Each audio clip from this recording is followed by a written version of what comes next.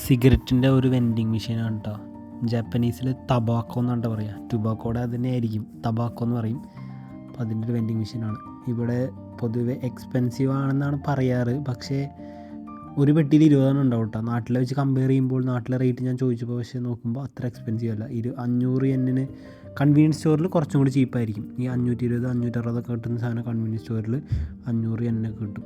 അപ്പോൾ ഇതുപോലെ തന്നെ മദ്യത്തിനും വെൻഡിങ് മെഷീൻ ഉണ്ട് കേട്ടോ. പക്ഷേ സാധാ ജ്യൂസൊക്കെ വെക്കുന്ന പോലത്തെ വെൻഡിങ് മെഷീൻ പോലെ അത്ര കോമൺ ആയിരിക്കില്ല. ഇത് ഓത്സൂലുള്ള ഒരു ഷോപ്പിംഗ് സ്ട്രീറ്റാണ് കേട്ടോ, അവിടെ ഉള്ളതാണ്. ഇതിൻ്റെ അടുത്തൊന്നും കൺവീനിയൻസ് സ്റ്റോർ ഇല്ല, അതുകൊണ്ടായിരിക്കാം മേ ബി. സോ ഇത് ഉരിക്കിരി എന്നാണ് എഴുതി വെച്ചേക്കണം ജാപ്പനീസിൽ. ഉരിക്കിരി എന്ന് പറഞ്ഞാൽ സോൾഡ് ഔട്ട് എന്നാണ്.